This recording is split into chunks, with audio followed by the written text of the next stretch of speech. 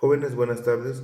Por medio de este breve video trataré de explicarles, de retroalimentar algunos puntos importantes que considero necesario que ustedes vuelvan a reflexionar, vuelvan a recordar, a retroalimentar esa parte para que no haya deficiencias en cuanto a la planeación o algunas sugerencias o algunos consejos para desarrollar mejor una secuencia de actividades, porque ustedes es con lo que van a estar trabajando de aquí en adelante. Muchachos, como ya les había yo comentado en las sesiones anteriores, en el preescolar se enseña de una forma diferente, en donde el canto, el juego y el cuento son la base primordial para la enseñanza de la historia y de varios campos formativos, ¿sí? Si bien es cierto que la historia en el preescolar no se trabaja como asignatura, pero ustedes ya analizaron, ya vieron que hay algunos temas, algunos contenidos o aprendizajes esperados que se relacionan específicamente con la historia. ¿Por qué es importante trabajar la historia desde el preescolar? Porque efectivamente en el preescolar se sientan las bases para que el niño pueda tener una mejor comprensión de lo que sucede a su alrededor, de lo que sucede en su historia individual, personal, en su historia familiar, en la historia de su comunidad. Y poco a poco, al ir pasando a otros niveles educativos, al ir pasando a otros grados, se va a ir desarrollando y consolidando más esa formación histórica, esa conciencia histórica en el niño, y que cuando vaya en grados superiores como es quinto y sexto de primaria o inclusive primero, segundo, tercero de secundaria, pues van a haber contenidos o va a haber temas más específicos, más amplios, más por así decirlo, un poquito más complejos de comprender, pero que si el niño desde el preescolar tiene estas bases, tiene estas nociones de lo que es el pensamiento histórico, cuando llegue a esos grados no va a ser tan complicado aprender y comprender esa parte de nuestra historia. Si ustedes se dieron cuenta, en la secundaria se manejan algunos temas ya un poquito más complejos, y que no quiere decir que sean difíciles, sino lo que pasa es que muchas veces con nosotros como maestros también desconocemos esa parte de nuestra historia que es importante, porque recuerden ustedes que la historia nos sirve para entender nuestro presente, comprender nuestro pasado y mejorar nuestro futuro. Ahora bien, recuerden ustedes que uno de los primeros puntos que habíamos hablado en varias lecturas, en varias sesiones, era que la enseñanza de la historia siempre se tiene que partir del presente del niño, del contexto del niño, ya sea del niño o del estudiante, ¿sí? De cualquier nivel, sea preescolar, primaria o secundaria, o inclusive niveles más altos. La enseñanza de la historia siempre se tiene que partir del presente, ¿sí? Eh, Relacionándolo con algún tema, de alguna situación problemática, alguna necesidad que los niños estén viviendo, que los estudiantes estén presenciando en ese momento en su comunidad, en su escuela, en su familia, en su estado, inclusive en su país. Es importante que la enseñanza de la historia siempre se empiece con situar al niño en el presente, ¿sí? ¿Por qué es importante situar al niño en el presente? Porque así es como va a comprender la temporalidad. Así es como va a comprender la temporalidad de la historia. Si nosotros logramos situar al niño en el presente, identificando algunas características que en el presente vive, y esas mismas características las comparamos con alguna situación, con alguna época histórica, con algún acontecimiento histórico que ya aconteció, entonces ahí es en donde el niño va a lograr comprender esa parte importante de lo que es la temporalidad. Y así es como va a comprender todavía mejor lo que es la historia. A diferencia que si nosotros desde un inicio lo planteamos en el pasado, pues el niño se le va a hacer complicado entender por qué estudiar el pasado. Sí, entonces siempre es recomendable, y lo digo, y no solamente lo digo yo, sino que es esta idea que les estoy diciendo es justificada también en varias investigaciones, en varios autores, que precisamente también hemos visto en las clases, que para que el niño logre entender su pasado, se tiene que empezar por situarlos en el presente, en su contexto, en su realidad. Y a partir de ahí ir que el niño retroceda en los años, retroceda en las épocas y así hacer el estudio de esa época, la comprensión de ese suceso histórico que querramos que el niño esté trabajando y esté comprendiendo.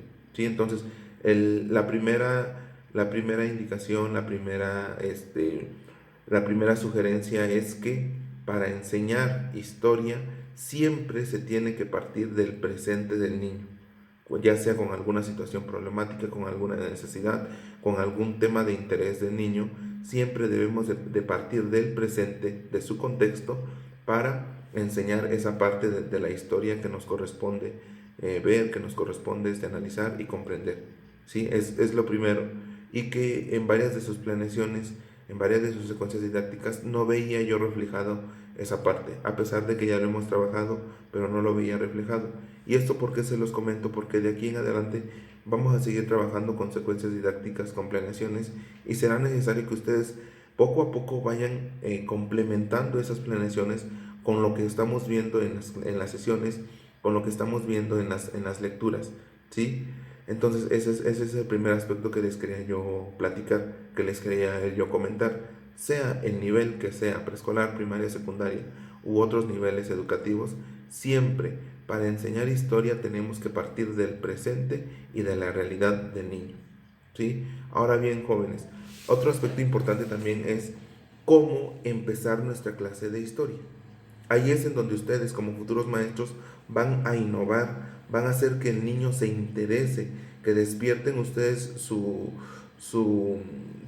creatividad, que despierten ustedes su motivación de los niños por aprender. ¿Por qué? Porque si desde el inicio nosotros logramos llamar la atención, logramos hacer que el niño se interese en nuestra clase, en nuestro tema, pues entonces es como vamos a hacer que el niño poco a poco vaya aprendiendo más el tema que vamos a ver. Si lo hacemos partícipe al niño desde el inicio, si lo hacemos que ese tema que vamos a ver sea parte de él, sea parte de lo que está en su salón de clases, en su aula, es como el niño se va a sentir más motivado para lograr comprender, ¿sí? Veía yo en sus planeaciones que muchos de ustedes al pensar que ya era un grado de primaria o de secundaria, ya podían plantear las preguntas para recuperar saberes previos de forma directa, ¿sí? Y era lo que yo les venía comentando. Las preguntas sí se trabajan en un inicio, pero la forma en cómo las planteamos, ahí es lo realmente importante. Si nosotros desde el inicio logramos, como ya les dije, atraer la atención del niño, créanme que durante toda la clase va a estar el niño motivado por seguir aprendiendo. Pero si desde el inicio nosotros llegamos a plantearles preguntas de manera directa, en donde sea una actividad muy tradicional, que todas las escuelas o todos los maestros lo hacemos, y siempre lo hacemos de la misma forma, siempre llegamos y preguntamos qué saben de esto, qué saben lo otro, y esas preguntas, pues el niño va a caer en una rutina, va a caer en un aburrimiento, en lo que no le va a interesar, en lo que desde el inicio de nuestra clase lo vamos a aburrir. Y cuando sea lo realmente fuerte, que comprenda el tema de historia, pues no va a estar motivado, no va a estar interesado el niño en nuestra clase, ¿sí? Entonces, jóvenes, yo les sugería que en esta parte del inicio siempre lo retomemos con alguna dinámica, ¿sí? Recuerden ustedes que en el preescolar yo les decía, la base es el juego, el canto y el cuento. En primaria y en secundaria pues son precisamente, también lo son, pero aquí ya te incluyen también otras dinámicas en donde el planteamiento de preguntas se pueda desarrollar. Yo les compartí a ustedes en la mañana un PDF en donde venían algunas dinámicas como canasta de frutas, la muy conocida la papa caliente, caritas pintadas, la telaraña. Todas esas dinámicas, si ustedes se dieron cuenta, todas se basan en las preguntas. Al final de cuentas, todas hacen preguntas. Lo realmente importante es la forma en cómo están planteando esas preguntas. Es muy diferente llegar al salón de clases y plantearle 5 o 6 preguntas al niño o al estudiante para recuperar sus conocimientos previos, a que si yo como maestro llego, les planteo esa dinámica, los saco de mi salón, los pongo a jugar un ratito, les pongo una música agradable, ¿sí? Se están riendo, pero al mismo tiempo de que se están riendo, se están divirtiendo, están contestando esas preguntas que a mí me interesa conocer si el niño realmente las sabe, las comprende. Y ahí es como estoy yo recogiendo esos saberes, esos conocimientos previos que los niños tienen sobre el tema. Entonces, era lo que a mí me preocupaba esa parte en algunas de sus planeaciones, porque veía yo que se iban a lo típico. Llegar al salón de clases y preguntar al niño si conoce la independencia, si conoce esto y lo otro, si conoce no sé qué. Entonces, repito, no es que no se planteen preguntas, sino la forma en cómo vamos a plantear esas preguntas. Ahí es donde ustedes tienen que innovar, tienen que hacer que desde un inicio el niño se interese en su clase, ¿sí? Y sea primaria o sea secundaria, las dinámicas pueden establecerse. Aquí ya será creatividad, imaginación y adaptación de ustedes en que puedan mejorar todavía esas dinámicas. Y como les comentaba yo, no son las únicas, hay muchísimas dinámicas que nosotros podemos investigar, podemos conocer o podemos nosotros mismos inventar para poder recuperar conocimientos previos de una forma divertida, de una forma agradable, de una forma en la que el niño desde el comienzo de mi clase se interese por seguir aprendiendo. Más adelante, durante el desarrollo del cierre, ya podemos establecer las otras estrategias que también yo les compartí en su momento en un PDF, ¿sí? Y que van más relacionadas ya a la asignatura de esta historia, ¿sí? Son estrategias que van más relacionadas con la asignatura de historia y que de todos modos ahorita se los vuelvo a compartir. Entonces, jóvenes, ¿esto por qué lo retroalimento? Porque veía yo que en algunos equipos todavía había esa necesidad de volvérselos a comentar.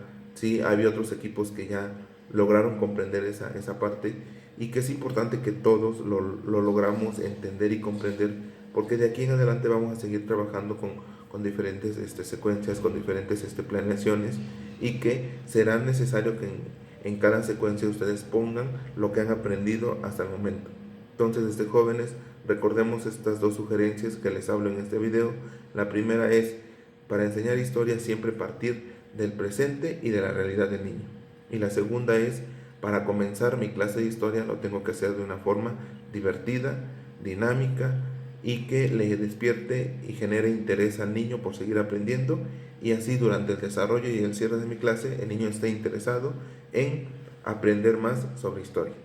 Sí, jóvenes, hasta el momento es lo que les puedo yo compartir. Gracias.